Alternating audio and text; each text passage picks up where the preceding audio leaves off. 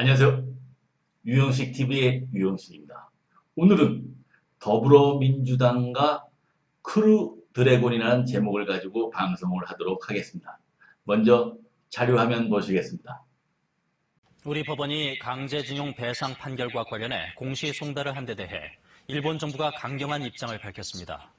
일본 기업 자산이 현금화되면 심각한 상황을 부를 것이라며 맞대응한 가운데 해당 기업인 일본제철도 사실상 배상할 뜻이 없음을 다시 확인했습니다. 도쿄 이민영 특파원입니다. 일본 정부는 한국 법원의 결정에 강하게 반발했습니다. 모든 선택지를 검토하겠다며 사실상 보복 조치 가능성을 시사했습니다. 日本企業の正当な経済活動の保護の観点からも、あらゆる選択肢を視野に入れて、引き続き毅然と対応していきたい。 지금 위안부 문제라든지 위안부 문제, 일본의 수출 규제 문제, 그리고 방금 보신 자료화면에서 보신 것과 같은 강제징용 문제, 이러한 우리나라와 일본의 이러한 긴장 관계를 넘어서서 극한적 대립 관계가 제가 보기에는 그렇게 나쁜 상황이 아니라고 생각하는 것입니다. 그 이유는 바로 여러분 얼마 전에 문재인 대통령께서 트럼프 대통령과 통화를 했습니다. 트럼프 대통령은 9월에 있을 워싱턴에서의 G7 플러스 4국 정상회의에 문재인 대통령님을 초청을 했고, 또 중국의 시진핑 주석은 올 하반기에 우리나라를 방문하기로 예정이 되어 있습니다. 지금 미국과 중국 사이에서 우리나라는 딜레마에 빠져 있다는 것입니다.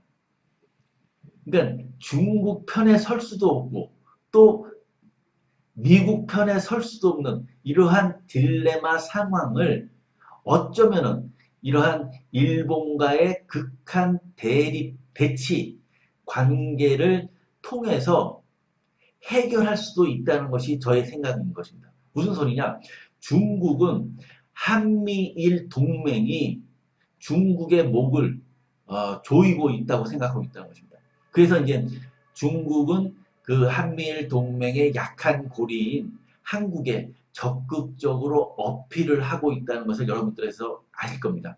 또한 미국은 한미일 동맹을 이번 코로나19 사태를 통해서 더욱더 적극적으로 공고화하려고 하고 있습니다. 왜냐하면 중국의 무역 분쟁이라든지 그리고 이제 코로나19 사태로 트럼프 대통령은 11월에 있는 재선이 위협을 당하고 있기 때문에 중국과의 대립 관계를 통해서 이번 재선에서 성공을 하려고 하고 있다는 것입니다. 그러한 상황 속에서 우리나라는 방금 말씀드린 것과 같이 일본과의 이러한 극한 대립을 통해서 이 미국과 중국을 설득을 할 수 있다는 것입니다. 중국에게는 이 일본과의 극한 대립을 보여줌으로써 한미일 동맹이 성립되지 않는다는 것을 설명할 수 있고 간접적으로 설명할 수 있고, 미국에는 일본의 이러한 과거사를 부정하는 행위에 대해서 적극적으로 어필을 함으로써 일본에 미국이 압력을 넣을 수 있는 그러한 시간을 벌 수 있다는 것입니다. 자, 오늘 방송 제목은 바로 더불어민주당과 뒤에 보시는 크루 드래곤입니다. 일론 머스크는 스페이스 X를 설립하고서 드디어 유인 우주선 크루 드래곤을 성공적으로 우주 정거장에 안착을 시켰습니다.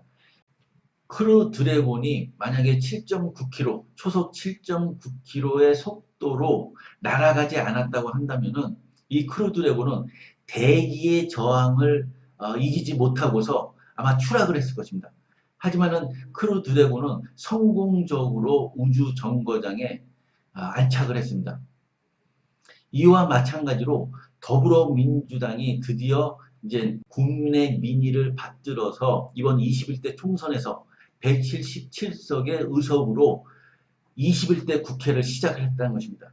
그렇다면 더불어민주당은 지금 미국과 중국의 그러한 틈바구니 있는 대한민국의 앞으로의 방향, 그리고 일본과의 이러한 극한 대립에서 일본을 어떻게 이길 수 있을지, 그리고 문재인 대통령께서 항상 말씀하시는 포스트 코로나 시대에 대한민국이 어떻게 제3계 G5 안에 안착을 할 수 있는, 입법을 할 수 있는지가 앞으로 지금 6개월 사이에 당락이 결정이 된다는 것입니다.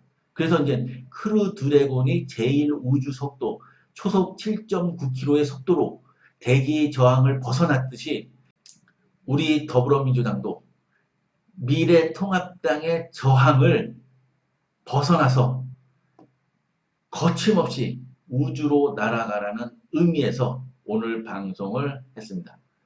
오늘 방송 이것으로 마치겠습니다. 감사합니다.